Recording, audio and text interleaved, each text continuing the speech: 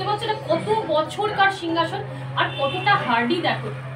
আর এই কাপড়গুলো ভীষণ ভালো, মোছার পক্ষে এত ভালো না যে কি বলবো। কাঁসার থালাটা ভালো করে চকচকে করে মাজলে পরিষ্কার। অনেক দিন শখ ছিল একটা অর্কিড করার, মায়েরও শখ। এখন তোমাদের গুড মর্নিং বলবো না, কারণ এখন ঘড়িতে প্রায় ঘড়ির কাঁটা 12টা ছুঁই ছুঁই। আর এখন থেকে আমি ক্যামেরাটা অন করলাম। এর মধ্যে কিন্তু আমার যাবতীয় সংসারের যা যা কাজ, ইভেন রান্না বান্না করে কিন্তু আমি পুরো রেডি হয়ে নিয়েছি। নিজেকে এমনভাবেই মেনটেন রাখি না বন্ধুরা, যাতে চটজলদি কোথাও বেরোতে গেলে আমাকে ঘন্টার পর ঘন্টা আয়নার সামনে দাঁড়িয়ে না থাকতে হয়। এটা কিন্তু কোনো অহংকারের কথা না, বরং নিজের সেলফ কনফিডেন্সের কথা। যে আমাকে কেউ যদি এক্ষুনি রেডি হতে বলে আমি 1 মিনিটেই বেরিয়ে যেতে পারবো। তার জন্য আমাদের কি করতে হবে? নিজেকে কেয়ার করতে হবে, একটু যত্নশীল হয়ে উঠতে হবে নিজের প্রতি, ব্যাস। দেখো বন্ধুরা, আমি কিন্তু এখানে প্লেন একটা কুর্তি পরেছি। আর যেহেতু রোদে বেরোচ্ছি, মানে সকালে বেরোচ্ছি, তার জন্য সানস্ক্রিন কিন্তু মাস্ট মাস্ট মাস্ট। শুধুমাত্র ফেসে অ্যাপ্লাই করলেই হবে না, তোমার যেটুকু জায়গা এক্সপোজ রয়েছে সেইটুকু জায়গা কিন্তু তোমার সানস্ক্রিন অবশ্যই ইউজ করতে হবে। আমাদের একটা ভুল ধারণা আছে যে শুধুমাত্র গরমকালেই আমরা সানস্ক্রিন ইউজ করব, শীতকালে আর আমাদের ইউজ করতে হবে না, কারণ শীতকালে রোদ আমাদের গায়ে লাগে না। এটা কিন্তু একদম ভুল কনসেপ্ট। রোদ যেমন, সূর্যের তাপ যেমন গরমকালেও থাকে, ঠিক তেমনি কিন্তু শীতকালেও থাকে। শীত লাগে বলে আমরা সেটা অনুভব করি না। তো এই তো একটু জাস্ট লিপস্টিক লাগিয়ে নেবো, কোথাও বেরোতে গেলে ঠোঁটটা ফাঁকা ফাঁকা লাগে, তো একটু লিপস্টিক লাগিয়ে নিলাম, মুখে সানস্ক্রিন, ময়শ্চারাইজার, আর হাতেও একটু SPF যুক্ত বডি লোশনটা আমি ইউজ করে নিলাম। আর বাইরে যখন আমি বেরোই সকালের দিকে অবশ্যই কিন্তু আমি সানস্ক্রিন ইউজ করি। সুজাতা বলে আমার এক বন্ধু আমায় কমেন্ট করে বলেছিল যে দিদিভাই লোটাসের SPF 30 সানস্ক্রিনটা কেমন একটু বলো। দেখো, লোটাসের প্রত্যেকটা প্রোডাক্টই ভালো, সানস্ক্রিনটা খুবই ভালো, কিন্তু ওটা যদি তুমি গরমে ইউজ করো ভীষণ ভালো, একটু গ্লো করবে, মেকআপ লুক দেবে, কিন্তু উইন্টারে না একটু ড্রাই করে দেবে।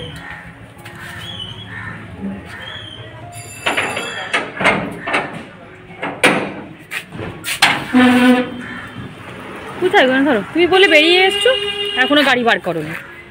আরে দাঁড়াও, আমি তাড়াতাড়ি করে নামছি, তুমি চলে এসেছো। কিছু নেই, হাঁটতে হাঁটতে হাঁটা আর যাওয়া। হ্যাঁ, সাইকেল চালালে সবচেয়ে ভালো, এই বাইকে কোনো কিছু নেই। থেকে সাইকেলিং করা অনেক ভালো, তোমাকে এক্সট্রা করে আর জিমে যেতে হবে না। আর হাজব্যান্ড বলছে 50-এর পর আর বাইক ফাইক কিছুই না, তখন সাইকেল করে যাবে, যেমন বিয়ের আগে। চলো। আর এই যে শীতকাল মানেই হচ্ছে আমাকে নার্সারিতে টানে, মানে এখন প্রায় মাঝে মাঝেই আমি নার্সারিতে যাব আর চারা গাছ কিনে আনবো। আগের বারে কিছু চারা গাছ আমি পাইনি, তো আজকে আমি ফোন করে এসেছিলাম যে আছে কিনা, বললো হ্যাঁ আছে, কিন্তু বন্ধুরা এত ছোট ছোট চারা আমি বাঁচাবো কি করে? আগের বারে নিয়ে যা ভুগেছি, ওই জন্য একটু বড় বড় চারা আমি নিয়েছি। কী গাছের চারা নিয়েছি সেগুলো তো তোমাদের সাথে সব কিছুই শেয়ার করব।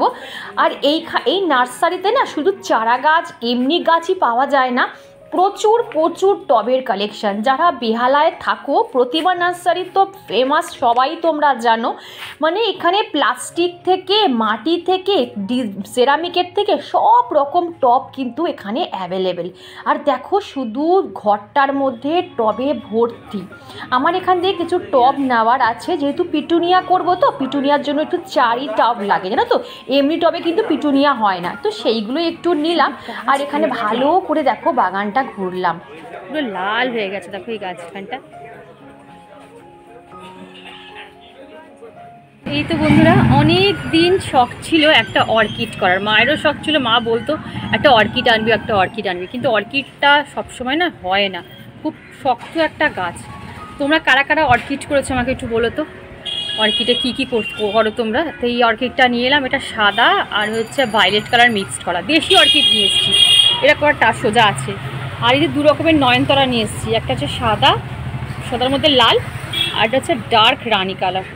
আমার নয়নতারা ছিল, এখন মরে গেছে, কিন্তু নয়নতারাগুলো না একটু ভেজে শেডে, এবার আমি শেডে রাখবো। আর এই যে দেখো মা, বার করো। আর এই যে কয়েকটা চারা নিয়ে এসেছি, আবার গাঁদার চারা এই সাইজটা নিয়ে এসেছি, এবার একটু বড় বড় চারা নিয়ে এসেছি যাতে চড়াই পাখি না খেতে পারে।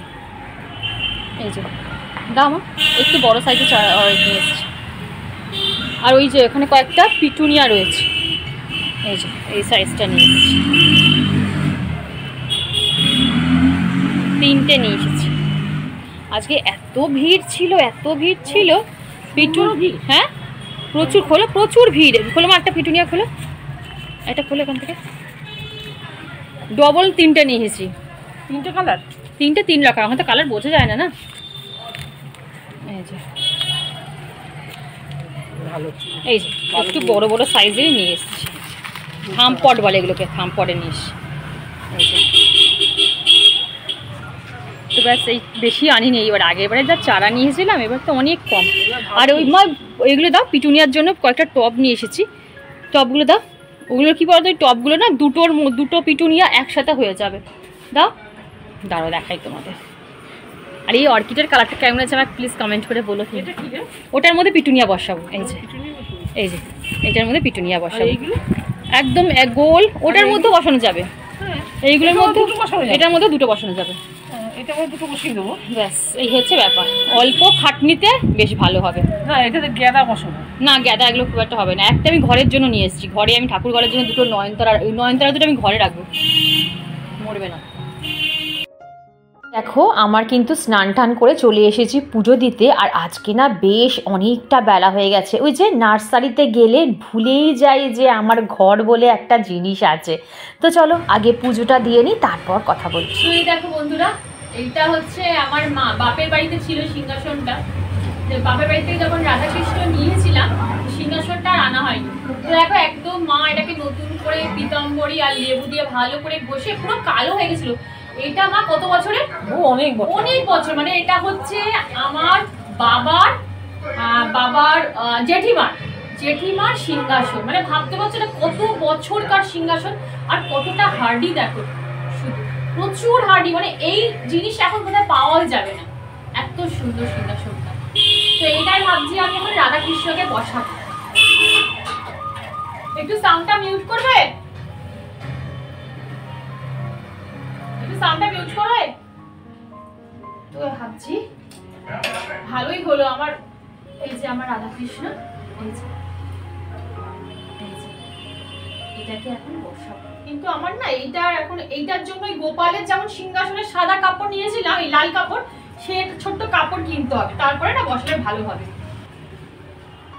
আর এই কাপড়গুলো ভীষণ ভালো, মোছার পক্ষে এত ভালো না যে কি বলবো, খুব সুন্দর। এগুলো মাইক্রোফাইবার ডাস্টার, তো তোমরা অনলাইন পেয়ে যাবে, অফলাইন আমি তো অনলাইন কিনেছিলাম, বলতে পারবো না অফলাইন আছে কিনা।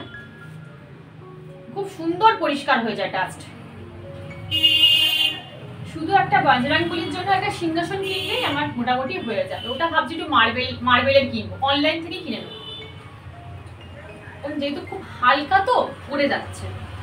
ঈশ্বর যখন তোমার সংসারে আসবে বলে মনে করেন, তখন সে কিন্তু নিজের জায়গাটা নিজেই করে নেয়। দেখবে অনেকের কিন্তু একটা মাত্র ছোট্ট ঘর থাকে, সেখানেই তারা খায়, সেখানেই তারা ঘুমায়, সব কিছু তারা সেখানেই করে। তারপরেও কিন্তু ঈশ্বর দেখবে সেই একটা ঘরের মধ্যেই কিন্তু তার জায়গা ঠিক করে নেয়। আমাদের ভাবতেও হয় না যে তাকে এনে আমরা কোথায় রাখবো। অনেক দিন ধরে আমিও ভাবছিলাম যে রাধাকৃষ্ণের জন্য একটা সিংহাসন কিনবো, এমনিভাবেই মানে জাস্ট আমি একটা কাপড়ের মধ্যেই বসিয়ে রেখেছিলাম, আমার না ভালো লাগছিল না, মনটা আনচান করছিল। আর দেখো মা কিন্তু হঠাৎ করেই মায়ের ঘরে সিংহাসনটা নিয়ে চলে এলো। এই রাধাকৃষ্ণটা কিন্তু আমি কিনিনি, আমি এর ঘটনাটা তোমাদের সাথে আমি পরে একদিন শেয়ার করব, তখন তোমরা বুঝতে পারবে। এই রাধাকৃষ্ণটা কিন্তু অনেক অনেক বছর আগেকার রাধাকৃষ্ণ। তোমরা বিশ্বাস করবে না বন্ধুরা, এই আসনটা পাতার পর না আমার মনটা এতটা শান্ত হয়ে গেছে আমি তোমাদের বলেও বোঝাতে পারবো না। যখনই আমার মনটা ভারাক্রান্ত লাগে, মনে হয় কিচ্ছু ভালো লাগছে না, তখনই না আমি এখানে এসে বসে থাকি। তোমরা একটা জিনিস দেখবে বন্ধুরা, তোমার মন ভীষণ ভারাক্রান্ত, খারাপ, কোনো কিচ্ছুতে তোমাদের মন বসছে না, মনটা পুরো চঞ্চল হয়ে আছে, যে কোনো মন্দির, ছোট্ট মন্দিরের সামনে গিয়ে তোমরা চুপ করে 10 থেকে 15 মিনিট বসে থাকবে, দেখবে অটোমেটিক না তোমাদের মন শান্ত হয়ে গেছে। তো বন্ধুরা এখন ঘড়িতে বাজে 3:20 হয়ে গেছে। এই জাস্ট নাও মেয়ে স্নান করে বেরোলো, আর এখন দেখো আজানও শুরু হয়ে গেছে।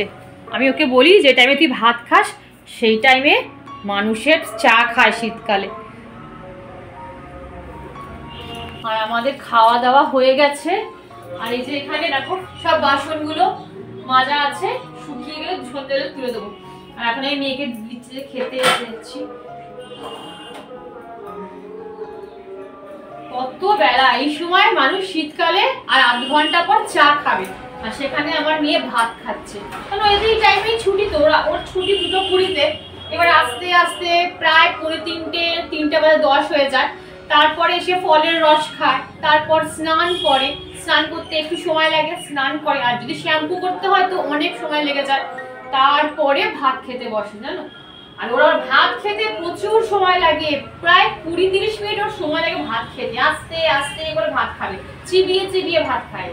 এই অভ্যাসটা খুব ভালো, তাড়াহুড়ো করে ভাত খাওয়া উচিত না, ওতে না আমাদের খাবার ডাইজেস্ট হয় না।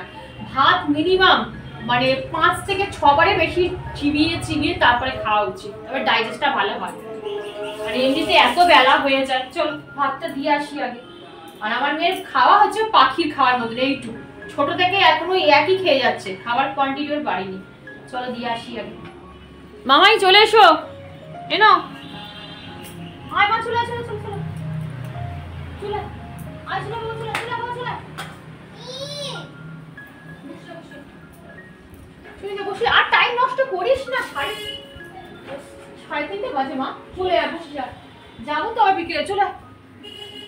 আর ঠান্ডা লাগবে এবারে, ভিজে গামছাটা এখানে রেখে দিয়েছে, এইগুলো সব বাথরুমে রেখেছিলাম। হ্যাঁ, হাত পা গজিয়ে গজিয়ে চলে এসছে, পাই তো বললাম, হাতে ওর পা গজিয়ে গেছে, চলে এসছে। একদম সত্যি কথা বলো, আমি তো মিথ্যা কথা বলছি মা। আর এই যে জামা কাপড়গুলো আজকে না, এখন আর স্কুল যাবে না, সামনে পরীক্ষা, তো জামা কাপড়গুলো কালকে কাচবো, আজকে বাইরে রেখে দিই, কালকে কাচা যাবে বালতিতে।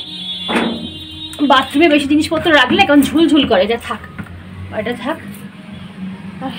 এগুলো কিছু শোকায়নি, এখনো ভিজেই আছে।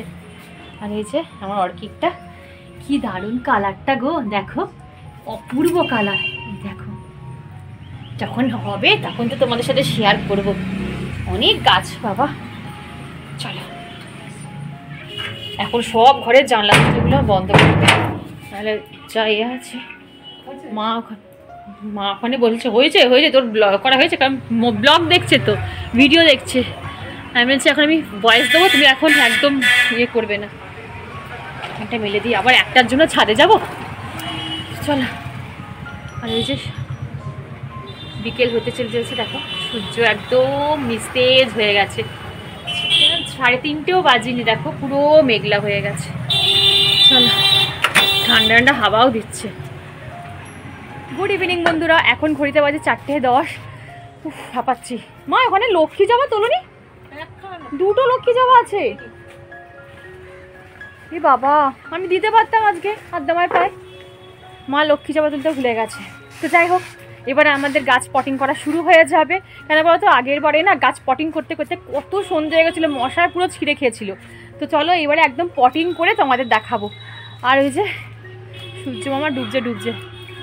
চলো। আর কি ঠান্ডা লাগছে গো, আমি এই স্টলটা নিয়ে এসেছি, কি মানে আজকে ভালোই ঠান্ডা লাগছে, ওই জন্য না আমার এটা নিয়ে এসেছি। ঠান্ডা এই সময় যদি ঠান্ডা লাগিয়ে দিই খুব সমস্যা হবে। চলো। আমাকে এক সাবস্ক্রাইবার বন্ধু কমেন্ট করে বলেছিল, ওর নামও শর্মিষ্ঠা। তো ওকে বলেছিলাম না যে গ্রাম থেকে কিন্তু আমার ভিডিও দেখে, তো আমায় কমেন্ট করে বলেছিল যে শর্মিষ্ঠা তোমার সব কিছু ভীষণ টিপটপ, মন ছুঁয়ে যায়। Thank you so much dear, এত সুন্দর একটা কমেন্ট করার জন্য। সুকল্প ভট্টাচার্য আইডি থেকে আমায় কমেন্ট করে বলেছিল যে শর্মিষ্ঠা তোমার ভিডিওগুলো একেবারে মন কেড়ে নেয়, খুব ভালো লাগে, আর তুমি খুব ভালো থেকো, আর গোপু সোনাকে আমার অনেক অনেক প্রণাম জানিও। Thank you so much. আর আমার গোপু সোনার তরফ থেকে তোমাকে অনেক অনেক ভালোবাসা জানালাম। শ্রাবন্তী দে আমায় কমেন্ট করে বলেছিল যে বন্ধু তুমি কেমন আছো। আছি বন্ধু, তুমি কেমন আছো অবশ্যই কমেন্টে জানিও। এসছে না কি বলো তোমার, নাকি এখনো করি আসেনি? ডালিয়া গাছটা কি একটু একটু বেঁকে গেছে, একটু বেঁকেই বসেছে।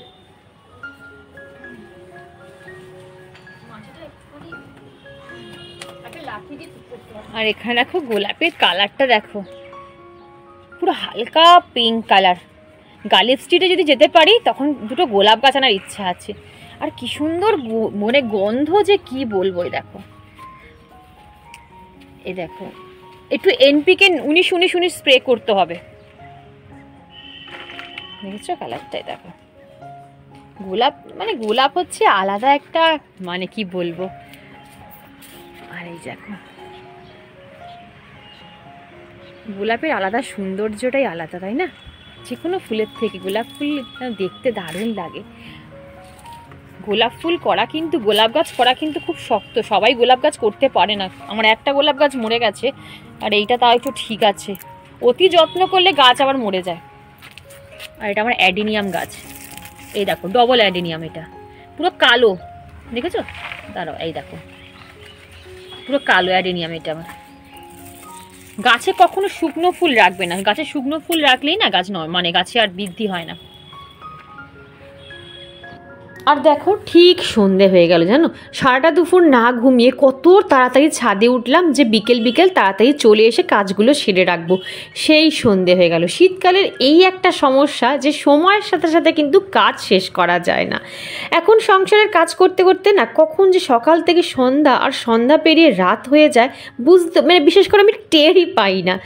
এখন না কাজ দেখে আর ঘাবড়ে যাই না, বুঝে নিয়েছি যে কোনটার পর কোনটা আমাকে করতে হবে। কি বলো তো, এতটা বছর তো সংসার কাটালাম, হাতে স্পিড না অনেকটা বেড়ে গেছে। আমার বোন যখন আমার বাড়িতে আসে তখন আমার মা বোন দুজনেই বলে যে তোর কাজের কি স্পিড রে। কি বলো তো, আমি একটা কাজ না ঘন্টার পর ঘন্টা করতেই পারি না। আর এই যে কাঁসার থালাটা তোমাদের দেখালাম, এখানে আমি এটাই বললাম যে দেখো কাঁসার থালাটাকে যদি একটু ভালোভাবে মাজা যায় না ভীষণ চকচকে করে, আর সপ্তাহে একদিন একটু তেঁতুল দিয়ে মাজলেই কিন্তু পুরো নতুনের মতন লাগে। আর এখানে দেখো কথা বলতে বলতে কিন্তু আমার সব কিছু রেডি। কাঁসার থালাটা ভালো করে চকচকে করে মাজলে পরিষ্কার হয়ে যায়। আর সপ্তাহে একদিন তেঁতুল দিয়ে মাজলে ব্যাস।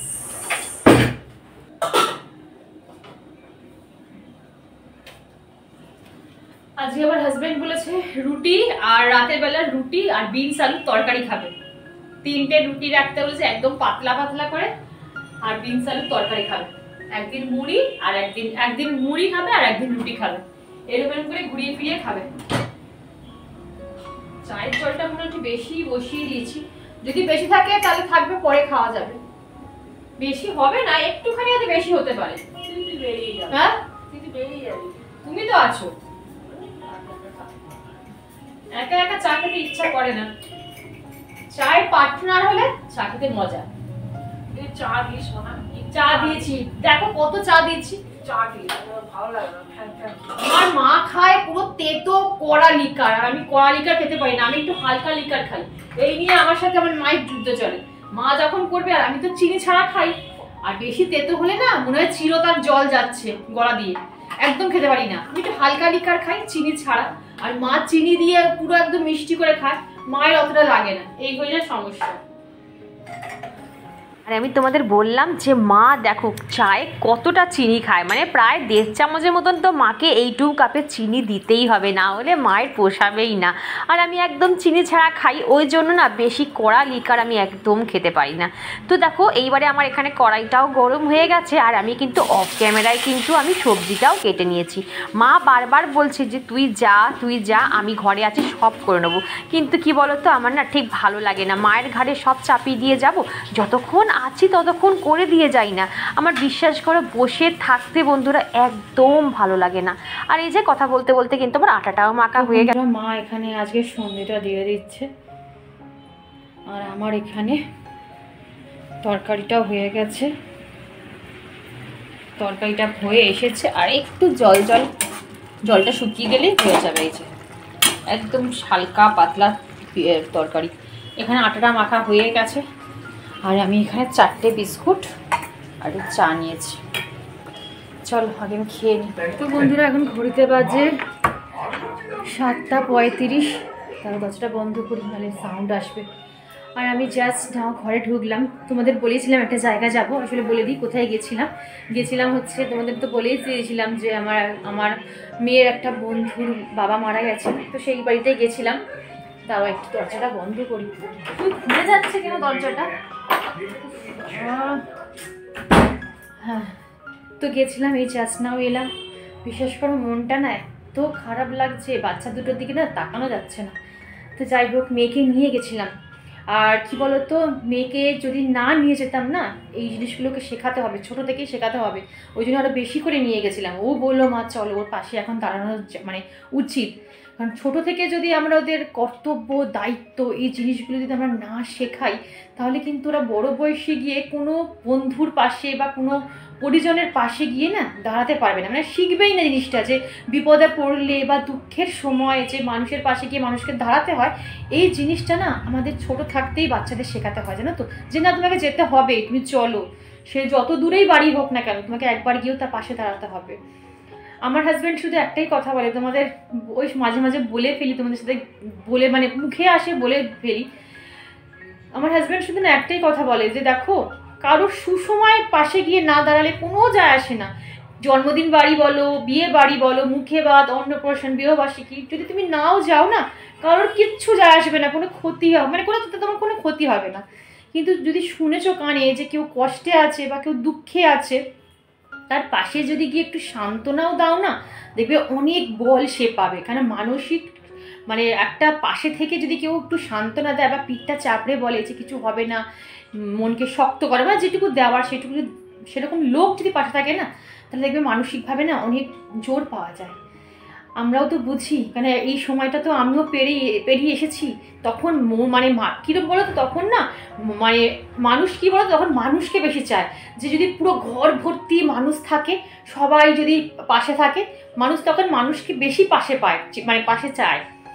তো এই হচ্ছে ব্যাপার। আমারও সেই সব দিন মনে পড়ছিল যে আমারও সেই সময়টা হচ্ছিলো যদি সবাই আমার পাশে থাকে, কিন্তু বিশ্বাস করো আমার এমন সিচুয়েশান ছিল যে আমি কাউকে পাশে পাইনি, মানে হাতে গোনা 2-1 জন বাদে আমি কাউকেই পাশে পাইনি সে সময়টা। তো যাই হোক, পরে সেসব গল্প তোমাদের বলবো। আজকে থাক, অনেকটাই লেট হয়ে গেল। তো চলো বন্ধুরা, ব্লগটা আজকে আর এইটুকুই রাখছি। ব্লগের কোনো অংশ যদি ভালো লাগে তো প্লিজ চ্যানেলটা সাবস্ক্রাইব করে পাশে দেখো, লাইক করো, শেয়ার করো, কমেন্ট করতে কিন্তু একদম ভুলো না, কারণ তোমাদের কমেন্টই হচ্ছে আমার মনের জোর। আমার যতই মন খারাপ থাকুক, ভারক্রান্ত থাকুক, যখন তোমরা কমেন্টগুলো করো না, তখন কিছুটা হলেও আমার মন কিন্তু অনেকটা ভালো হয়ে যায়। তো চলো, আবার কাল দেখা হবে। Good night.